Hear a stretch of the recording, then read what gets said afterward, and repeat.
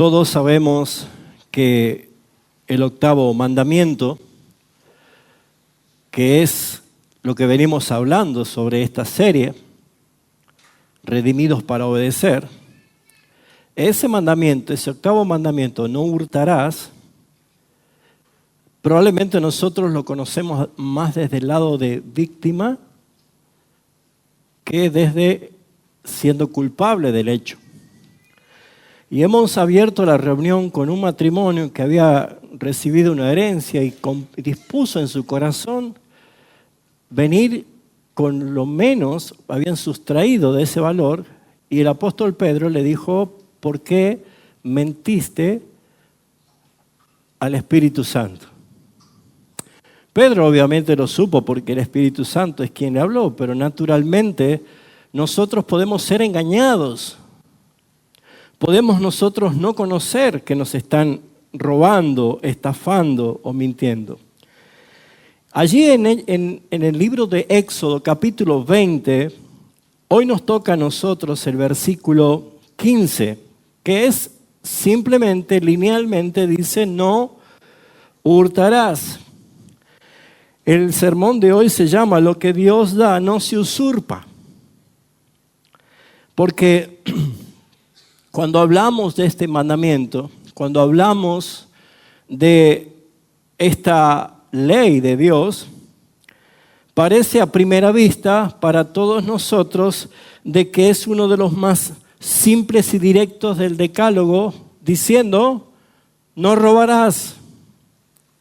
Algunas traducciones dicen no robarás y otras dicen no hurtarás.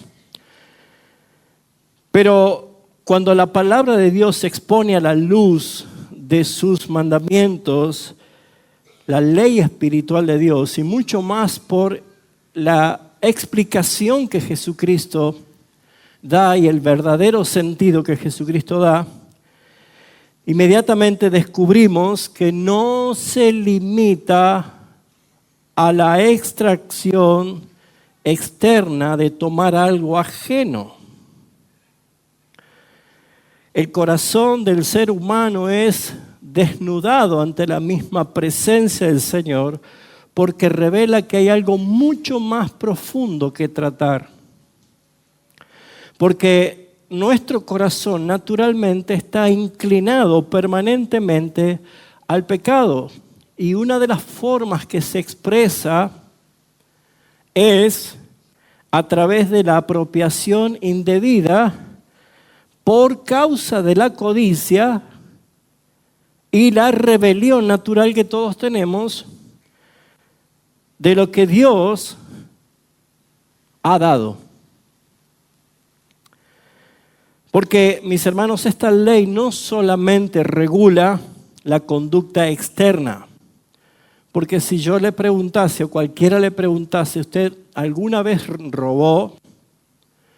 Tratamos de hacer un ejercicio de recordar y de pensar un poco, y a lo mejor nos vamos cuando éramos niños y robamos inocentemente un chicle bazooka. Porque ya no existe eso, ¿no? Sí. Existe, bueno, claro, ustedes tienen negocio. El yun yun. Tampoco ese ya sigue todavía.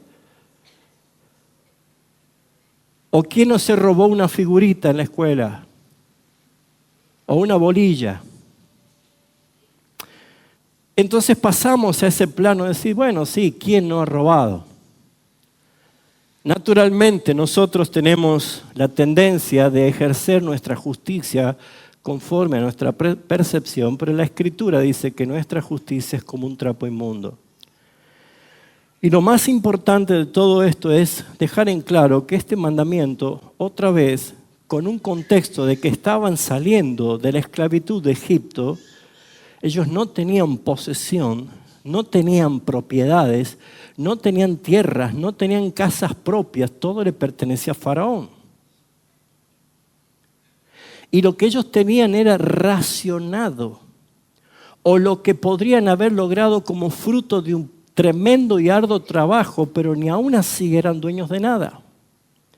Por eso es que cuando ellos salieron de Egipto, tomaron algunas de sus pertenencias y algunos de sus animales que tenían y salieron a buscar la tierra prometida.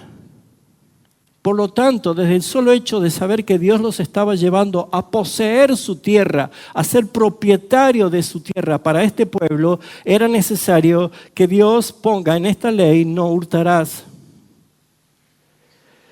Entonces es bueno definir la palabra hurtar, porque pareciera ser que robar y hurtar es lo mismo, pero el mandamiento usa un vocablo hebreo, la cual hace referencia a la palabra ganab. Y ganab significa tomar en secreto, en forma discreta, apelando al engaño para apropiarse o sustraer lo que no le pertenece. Eso es hurtar. Por eso que en estos términos nosotros tenemos que ver, mis amados hermanos, que muchas veces nosotros no calificamos como robo al hurto porque lo vemos nosotros como inferior o diferente. Creo que todos los que tenemos un vehículo y nos obligan a tener un seguro o asegurado, dentro de la nomenclatura, dicen si quiere que hagamos la cobertura por robo y hurtos. Porque no es lo mismo. Hurtar es tomar algo de una manera oculta. Eso es hurtar. Sin violencia, con una sonrisa en la boca, con un carácter amigable para aprovecharse de la oportunidad o del descuido del otro, utilizando de una forma sutil, sigilosa y silenciosa, muchas veces incluso justificable para el hombre. Eso es hurtar. Por ejemplo, este patrón me negrea, no me paga lo que yo trabajo. Yo debería cobrar por lo menos 500,000 pesos más. Así que yo, como me lo merezco y trabajo mucho, no como los otros que son vagos, yo voy a ir autocobrándome de la caja todos los días lo que me merezco. ¿Amén?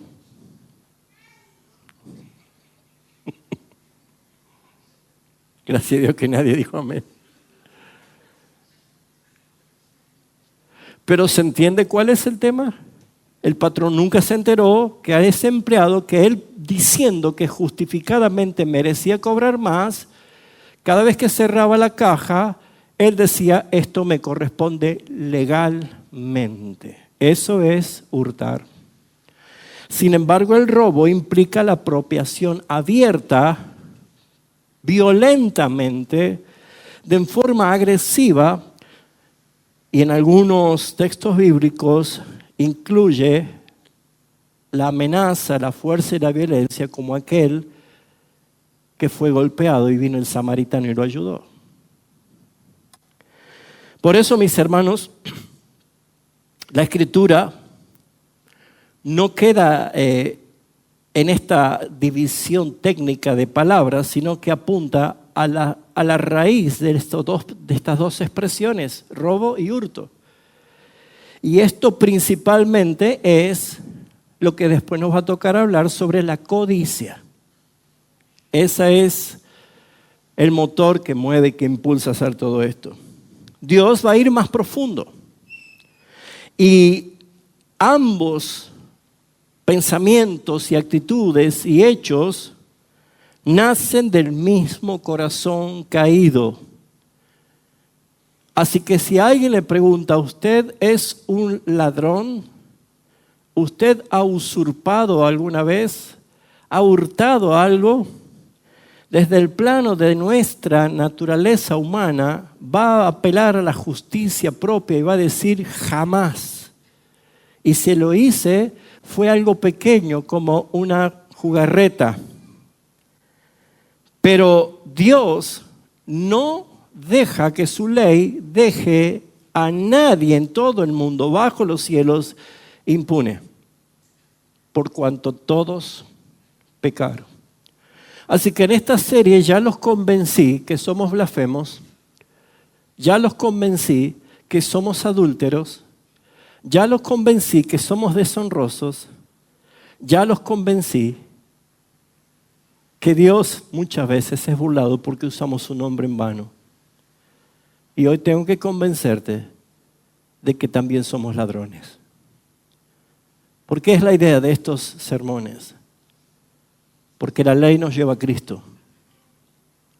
Porque el problema de usted es que si usted no se encontró con el que justifica al pecador, usted todavía está condenado.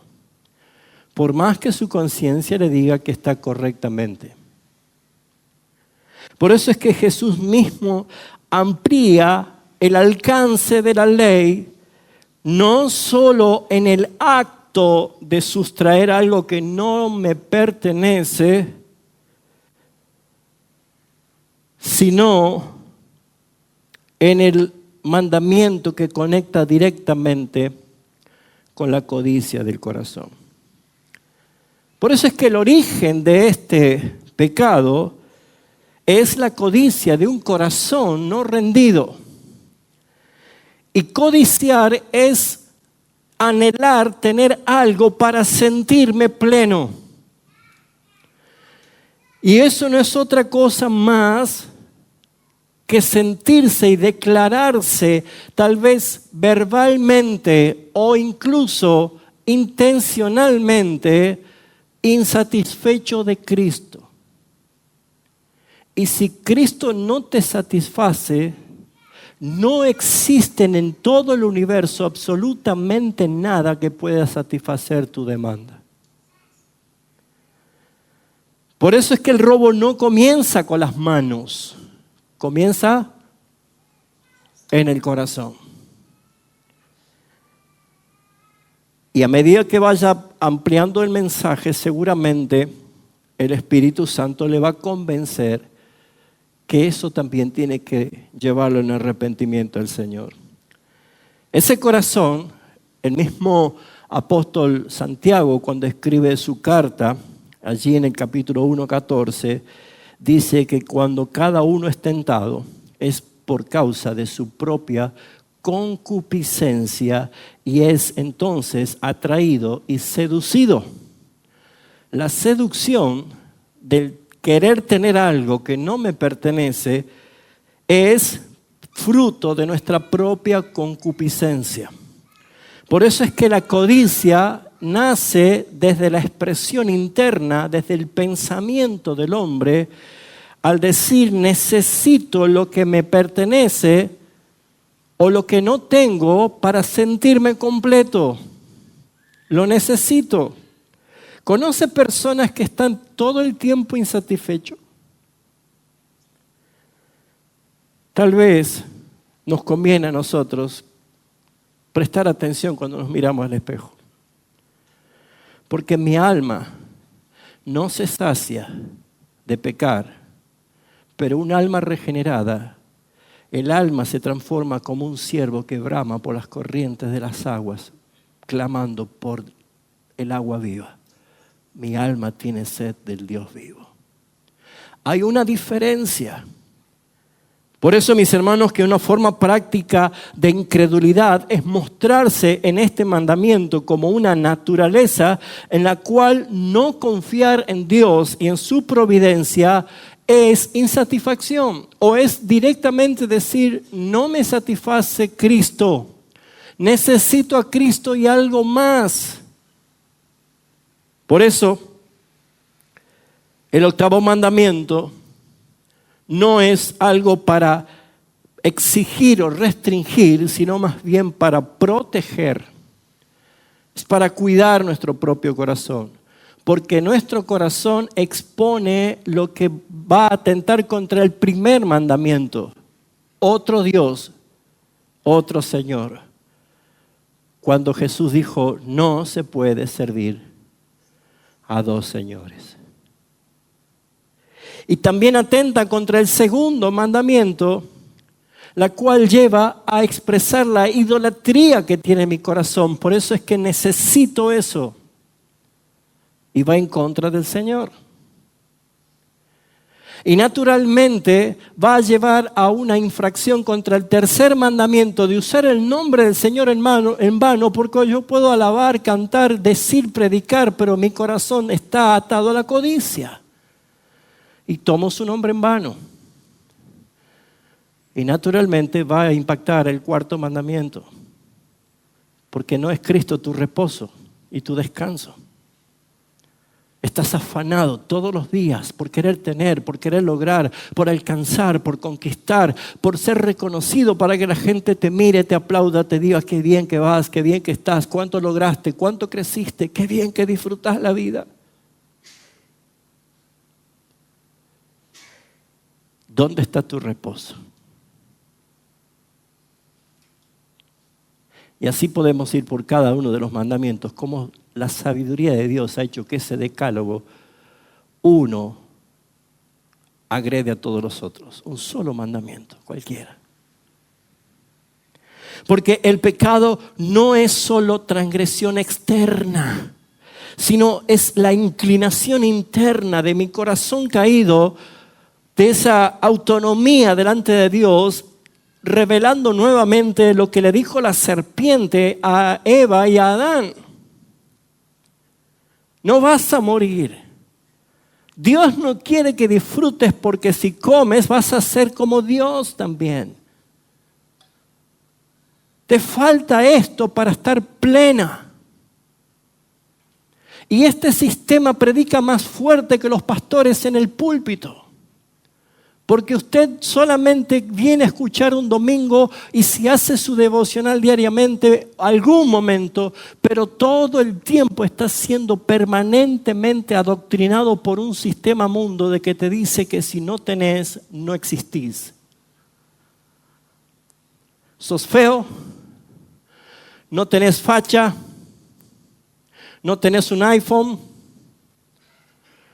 Ay, hermanos. El mundo a veces tiene más congregantes que dentro de la misma iglesia, Jesucristo. ¿De quién? ¿De quién es todo según la Escritura? El Salmo lo dice en forma clara, 24:1, de Jehová es la tierra y su plenitud, el mundo y los que en él habitan. ¿Quién es el dueño? Dios. En Egipto no eras dueño de nada. Aquí, en libertad, tampoco. Todo es mío. Dios lo ha revelado. Hasta mis hermanos, ninguno de nosotros, si no se ha conocido en el mundo entero el nacimiento de alguna persona que nazca con el iPhone, con el Smart TV o con una buena ropa, ¿cómo hemos llegado? Desnudos. Por eso es que nada es absolutamente mío. Todo le pertenece a Dios. Hasta Dios tiene un diablo. Pero sí la Escritura dice que yo soy administrador, no propietario. Ni siquiera somos dueños de nuestra propia vida. Pablo dice, ¿o ignoráis que fuisteis comprado y que ya no sois vuestros? Esto transforma el concepto del robo, porque robar no es solamente tomar lo ajeno de otra persona, sino actuar como dueño absoluto de lo que todo le pertenece a Dios. Yo no soy dueño. Usted no es dueño. Usted no es dueño de su casa. Usted no es dueño de su auto. Usted no es dueño de su ropa. No es dueño de su dinero que tiene en su cuenta. Usted no es dueño de nada. Ni siquiera es dueño de su propia vida. Porque si en este momento este corazón se paró, ni su casa, ni su dinero, ni su iPhone, ni nada de lo que pueda tener va a seguir con usted. Por un momento los van a llorar en el velorio, al otro día la gente ya se va a reír. Una semana más la gente ya no se va a olvidar, ya no se va a acordar de usted. Solamente los seres más cercanos y más queridos lo van a tener muy presente los primeros meses y los primeros años. Pero después esas fotos pasan al cajón. Y después los recuerdos pasan a ser solamente anécdotas temporales. Y ya no habrá memoria del hombre en la tierra. Porque usted no se acuerda quién era su bisabuelo, ni su tatarabuelo. No se acuerda. Dios te está diciendo, tú no eres dueño de nada. Y si respiras, y si tienes vida, es porque yo, que soy el dueño, te la concedo para que la administres con sabiduría. Por eso el pecado, este octavo mandamiento, es también la usurpación de la soberanía de Dios sobre toda la creación y todas las cosas que existen. Lo que Dios da no se usurpa. Le pertenece a Dios. Por eso es que ustedes seguramente van a encontrarse a través de la palabra robo utilizada en la iglesia de una forma fraudulenta, simplemente citando a Malaquías, cuando lícitamente Dios dice, vosotros me habéis robado. Y claramente Malaquías 3:8 dice, ¿robará el hombre a Dios? Pues vosotros me habéis robado. Ese texto ha sido muy utilizado para el uso de esta vomitiva expresión evangélica del falso evangelio de la prosperidad, inflamada en el mismo infierno, para poner el dinero como un Dios. El problema no es el dinero. La Escritura dice, la raíz de todo problema es el amor al dinero. Dios no tiene problema de hacer riquísimo a quien quiera. Lo hizo con Abraham, lo hizo con Isaac.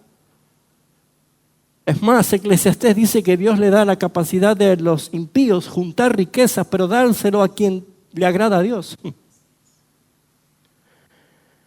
Pero ¿cómo es que robamos? ¿Cómo podemos robar? ¿Cómo aplicamos este mensaje o este mandamiento en nuestra propia vida? No solamente los diezmos y las ofrendas que lícitamente dice Malaquías, porque había un deseo de sustraer lo que no le pertenecía, y muy de línea con lo que pasó con Ananías y Zafira, porque Dios no ha cambiado. Así que si es un punto que está en falta, usted simplemente haga lo que dice Pablo, ore y disponga en su corazón, porque Dios no se complace de aquel que lo hace por obligación, ni con tristeza, ni con amargura. Dios ama al dador alegre. Pero entendiendo que Dios es el Señor de todo, entendiendo que Él es el dueño absoluto de todo, lo poco o lo mucho que yo tenga, soy simplemente un administrador. Esa pobre viuda, ¿cuántas blancas había? Dos blancas. Dos blancas. Ella dio todo lo que tenía. Pero si dejamos este mandamiento solamente al dinero o a las cosas materiales, estamos quedando con lo muy poco de esta película. Dios va mucho más adentro y nos muestra a nosotros que nosotros le robamos a Dios en su honra. Cuando vivimos para nuestra gloria y no para la suya. Y en este siglo y en este tiempo donde la humanidad solamente se deleita por la exhibición pública, no glorificando a Dios, no utilizando lo visible de las redes sociales tal vez para mostrar a Cristo, sino simplemente para mostrarse a sí mismo, robándole la gloria al Señor, presentándose como que es lo más importante de una reunión. Y mis hermanos, ninguno de nosotros aquí es importante. Jesucristo es el único quien debe ser exaltado y debe ser glorificado. Por eso es que nosotros robamos a Dios en su gloria y Él no comparte su gloria con nadie. Tuya es la gloria, oh Señor, por los siglos de los siglos. Pero también robamos a Dios en su tiempo. El tiempo nos ha dado el Señor por gracia. Dios habita en su kairos, que es el tiempo de Dios. Él es Dios ayer, Él es hoy Dios y será Dios siempre, eternamente.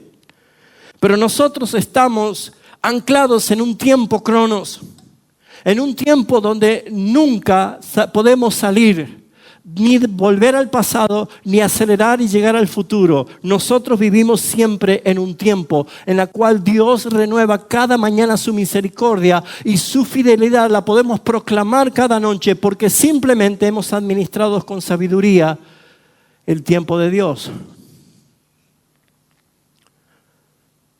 Pablo dice que aprovechemos bien el tiempo porque los días son malos. Entonces, cuando deberíamos nosotros consagrar nuestras vidas al Señor, vivir para el Señor, servir al Señor, y si estamos consumiendo el tiempo en nosotros, si estamos consumiendo nuestra vida en nosotros, hermanos míos, robamos el tiempo que es del Señor. ¿Cuándo dice Pablo a Timoteo que debemos predicar el Evangelio? ¿Qué significa? A tiempo y fuera de tiempo. Que si no tenés tiempo, hacete el tiempo.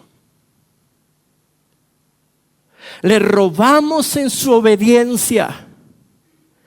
Cuando conocemos su voluntad y la retenemos, cuando no la damos, cuando no expresamos.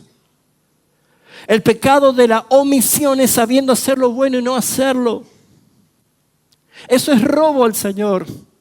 Nos está demandando el Señor hacer su voluntad.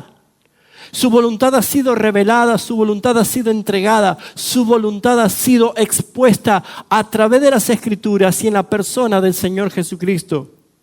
Por eso, mis amados hermanos, debemos nosotros entender que muchas veces robamos obediencia al Señor cuando conocemos su voluntad y la retenemos. Robamos su adoración. Adoración no es cantar solamente, no es estar en el top 10 o el top 5 de las últimas canciones y entonces ahora sí estamos adorando. Adorar es cuando nuestro corazón está rendido al único que merece toda gloria y toda honra y toda adoración, y no es a nuestros ídolos, nuestros propios ídolos naturales, nuestros ídolos que fabricamos permanentemente. Cuando Dios demanda adoración, es necesario obedecerle. Moisés, cuando congregues a todo el pueblo delante del tabernáculo, cada uno dejará lo que está haciendo y vendrá a pararse a la puerta. Adoración. Cuando nuestro corazón está entregado a los ídolos modernos que nosotros mismos fabricamos, el éxito, el dinero, el control, el placer, el confort, el consumismo, el deseo de tener, el deseo de pertenecer, el deseo de estar, le estamos robando al Señor. ¿Cómo hurtamos en la iglesia? ¿Cómo hurtamos? ¿Se acuerda que hurtar era no ejercer violencia? ¿Cómo está, hermano? Bien.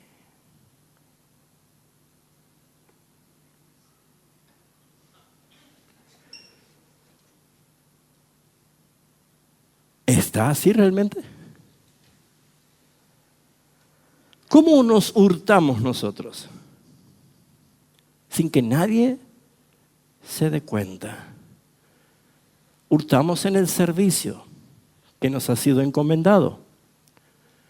Porque Dios nos ha salvado para dar, no para recibir. Hechos 20. Pablo cita lo que dijo Jesús.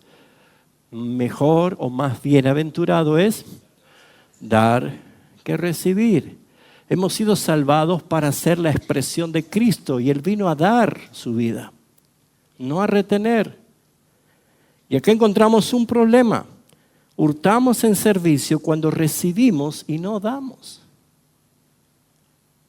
Hermanos, la iglesia debe entender que hemos sido llamados, salvados, escogidos, redimidos, nacidos de nuevo, para hacer discípulos. Usted debe discipular a otro. Es enseñarle a seguir a Cristo. Lamentablemente muchos hermanos nuevitos que empiezan a nacer de nuevo y empiezan a llegar a Cristo, lo primero que se encuentran es con los chismosos, con los distractores, con los que tienen un corazón inclinado a la codicia. Y si usted tiene la gracia del Señor de tener el dominio propio en utilidad para no caer en cosas como esta y está buscando agradar al Señor, hermanos, el Señor le va a decir, hazlo, discipulá a estos pequeñitos, porque si lo haces a ellos, a mí me lo estás haciendo.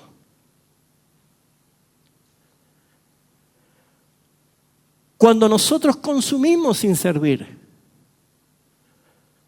quiero recibir, quiero que oren por mí, quiero escuchar la palabra, quiero sentirme bien, quiero que me visiten, quiero esto y quiero esto. ¿Y usted? Eso es revelar lo que hay en el corazón. Exigimos sin compromiso. ¿Cuántas veces hacemos esto? Hurtamos en los dones, mis hermanos. Si usted a esta altura del partido tiene 5 años de creyente, 10 años de creyente, usted no sabe qué don tiene, usted está hurtando. Porque no hay ningún creyente que no haya recibido dones del Espíritu Santo. Y los dones no son para fanfarronear. Los dones son para la expresión de la edificación del cuerpo de Cristo a través de la obra del Espíritu Santo. Lo que usted tiene y no lo hace me está dañando a mí, le está dañando a la iglesia. No entierre su talento por miedo, multiplíquelo, sírvalo, ejercite lo que Dios le ha dado. Mi hermano querido, muchas veces nosotros hurtamos a la iglesia con nuestros propios dones porque enterramos esos talentos, como dice Mateo 25. Eso también es una forma de retener lo que no es nuestro, mis hermanos, porque nos ha dado Dios. Dios. Recuerda cuántas veces te has comprometido a hacer algo y arrancaste como colapinto y a mitad de camino chocaste ya. Qué feo ejemplo, ¿no? Perdón,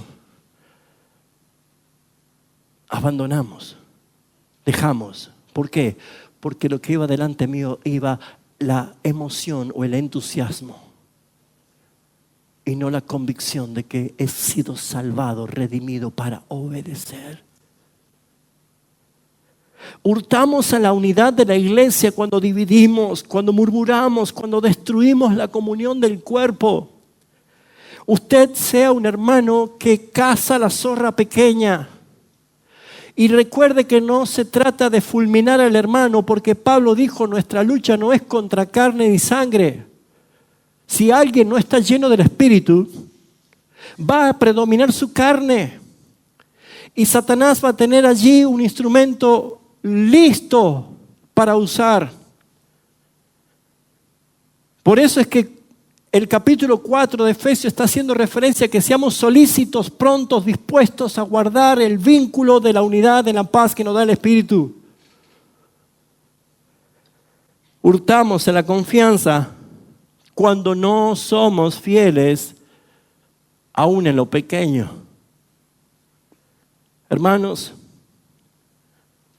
muchas veces nosotros hurtamos al Señor y a la iglesia en los horarios. Llegar tarde no es torpeza, es una intención de la carne de pecar. Porque Dios nos ha dado la facultad de ser administradores. Responsabilidades, compromisos. La iglesia no es un espacio de consumo religioso, sino que es un cuerpo en mayordomía compartida, nutriéndonos de la cabeza que es Cristo y edificándonos mutuamente. Por eso es que nosotros tenemos que ver que este mandamiento no es solamente en sustraer algo, sino que revela que en el corazón, incluso nosotros hurtamos a la sociedad. ¿Cómo oirán si nadie les predica? Y Señor, si tú levantaras hombres y mujeres que prediquen, acá está. Acá está. Porque Él no te salvó para que llenes un huequito en el cielo. Él no te salvó porque le faltaba uno dentro de su plan para que esté completa su obra. Él te salvó para obedecer. Rescatados del reino de las tinieblas y trasladados al reino de su luz admirable. Pero nosotros hurtamos en la sociedad porque el pecado no es un robo evidente con delitos grandes que podemos mostrar, pero también se disfraza de una moralidad, incluso una moralidad social. No puede haber cristianos deshonestos en sus trabajos. No puede haber cristianos deshonestos en sus trabajos. Si te van a acusar, que sea simplemente por causa de Cristo. Pero no puede haber cobrar sin trabajar, adulterar facturas. No se puede hacer, mis hermanos. Debemos vivir con integridad. Revela qué hay en el corazón. La manipulación económica, el engaño en los negocios, el sacar ventajas incluso de otros, el cobrar sobreprecios. El cristiano no puede vivir así porque está poniendo tu dependencia en esas estafas y no en aquel que hizo los cielos y la tierra y que dijo que Él nunca te iba a hacer faltar nada. La fe juega un papel tremendo acá. El plagio intelectual, mis hermanos, clonarse con otras cosas, tomar ideas de otros sin reconocimiento. Todas estas cosas no pueden estar en el corazón cristiano. El abuso de un sistema, el abuso de los recursos. El cristiano debe examinar todas estas cosas. Creo que allá por el 2005, no sé, Pepe se debe acordar, pero me tocó predicar el tema transición, casa, ciudad y reino. Y habíamos puesto en orden justamente. No puede haber una familia en su propia casa y que vivan 4 o 5 familias con un solo tendido de luz. Antes había videocable, ahora no. Y se podía pinchar los cables y tener de una señal para todo el barrio. Legalidad, legalidad. El que se perjudica, el que lo hace. ¿Por qué? Porque está diciendo al Señor, no me interesa tus providencias. No me interesa lo que tú me das. Yo voy a intentar de levantar mi propia torre de Babel. Nunca va a llegar al cielo. Dios expresó claramente a través del profeta Jeremías diciendo, yo sé los pensamientos que tengo para ustedes. Mis pensamientos son siempre de paz.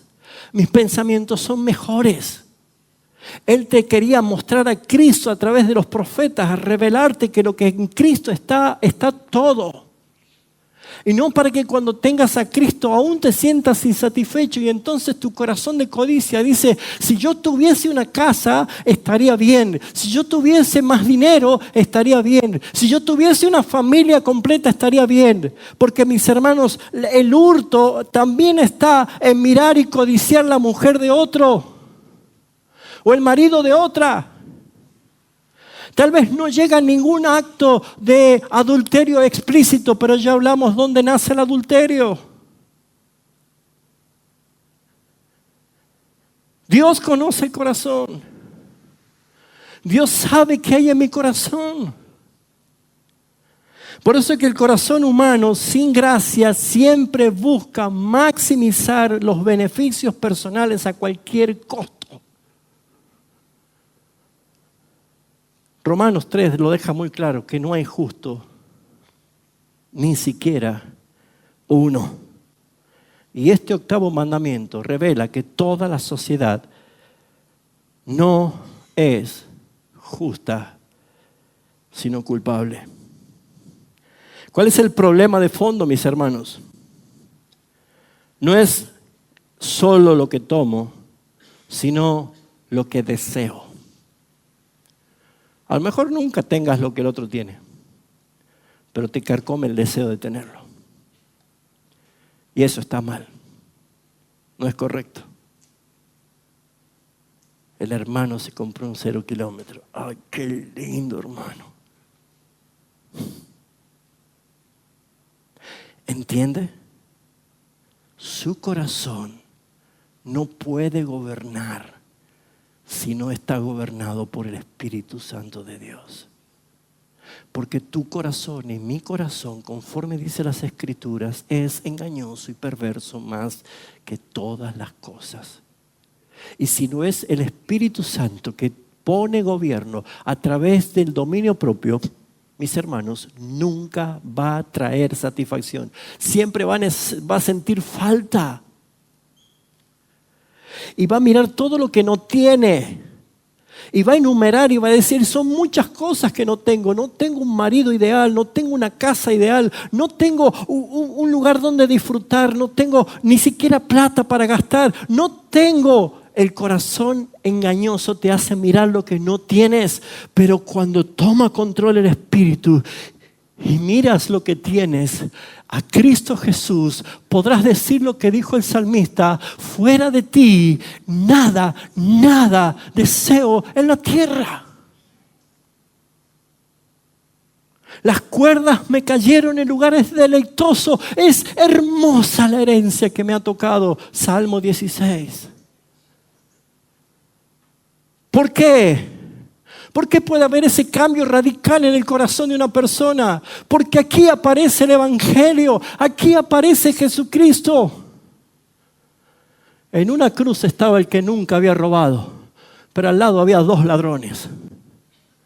Y la oportunidad de ese mensaje es hoy. Un ladrón que se arrepiente y un ladrón que se va muerto en delitos y pecados.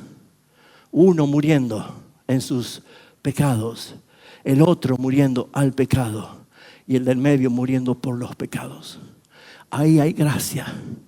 Por eso es que Cristo se manifiesta como la resolución de este 8º mandamiento. El justo que nunca robó, ni de deseo, ni de corazón, ni de hecho, ni de palabra. Esta es la esperanza que tenemos en Cristo. Cristo no solo obedeció el 8º mandamiento, Él mismo encarnó la justicia perfecta. Y si Él se hizo carne, si el Verbo se hizo carne, si Él tomó semejanza de hombre, no era con otra intención más que poner fin al pecado muriendo en la cruz y clavándola, pero haciéndola específicamente para tomar tu lugar y mi lugar. Porque nosotros merecíamos la condenación. Él no tomó lo que no era suyo. Jamás. No había de qué acusarle. Nadie podía acusarle. Tampoco usurpó la gloria del Padre. En su oración de Juan 17 dice: Padre, dame la gloria que tuve contigo antes que el mundo fuese. Filipenses 2:9 dice: entonces el Padre lo exaltó hasta lo sumo y le dio un nombre que es por sobre todo nombre, para que toda rodilla de lo que está en los cielos, en la tierra y debajo de ella se postre y toda lengua confiese que Jesucristo es el Señor, para la gloria de Dios el Padre. Tamaño hecho de gloria. El Padre dijo: yo te exalto porque tu obediencia me ha dado mayor gloria. Glorifícate, Padre. Nunca usurpó ni retuvo su vida por sí mismo. Se puede imaginar la cara de aquel soldado romano que golpeaba a los otros delincuentes para tratar de clavarle. Y cuando llegó a Jesús, Él le ofrece su mano. Porque Él dijo, tú no me estás quitando la vida. Yo la estoy entregando voluntariamente. Como cordero fue llevado al matadero, como una oveja delante de sus trasquiladores. Sin embargo, Él fue tratado como ladrón. En Isaías 53:12 dice claramente, fue contado con los pecadores. Por eso, en la cruz ocurre en ese gran intercambio realizado como un plan soberano de redención para la gloria de Dios Padre. Nosotros que robamos, nosotros que usurpamos, nosotros que hurtamos, por naturaleza todo el tiempo recibimos gracia, recibimos perdón, recibimos adopción, restauración y el destino más glorioso que una persona podría tener, habitar para siempre con Él. Pero Él, que nunca robó, que nunca usurpó nada, que nunca hurtó nada para beneficio propio, cargó nuestra culpa, cargó tus pecados y los míos. Cristo no solo perdonó al pecador que robó, sino también le dijo, hey, hoy vas a estar conmigo en el paraíso. Hoy. La redención, mis hermanos, es clara aquí porque encontramos que puede haber un cambio. Porque el Espíritu Santo es el que gobierna la vida de aquel que ha nacido del Espíritu. Porque el fruto del Espíritu, que es Cristo en mí, entre todas las cosas que se manifiesta, es dominio propio. Por eso Pablo en Efesios 4:8 dice, el que hurtaba, no hurte más. Todo lo contrario, trabaje para que tenga que compartir con el que padece necesidad. No dice para que tenga más y acumule más. La expresión es Cristo bendiciendo a otros a través de usted. Bendiciendo a otros. Porque hay un mandato del Señor, el que te pida, dale. El que tenga hambre, dale de comer. El que tenga sed, dale de beber. La redención bíblica tiene claramente tres movimientos que lo podemos notar. De la apropiación al arrepentimiento. De lo que no era mío, ahora lo entiendo y digo, Señor, soy solamente un administrador. Así que me arrepiento. Reconozco haber vivido como dueño todo el tiempo, Señor. Pero hoy entiendo que soy un administrador de tu gracia. Soy administrador de todas las cosas que existen, Señor, porque tú me has redimido. Del robo al trabajo honesto. El trabajo no es un castigo. Dios lo mandó a trabajar a Adán antes del pecado. El trabajo es bendición. Pero la rendición, esa redención práctica, es la vida al servicio del Señor como un testimonio. Y la codicia es transformada y aniquilada por la generosidad. Siempre dijimos esto. ¿Cómo se va el hambre? Comiendo. ¿Cómo se va el sueño? Durmiendo. ¿Cómo se va la codicia? Dando. Practicar la dádiva es crucificar la carne todos los días. El que quiera retener, lo perderá.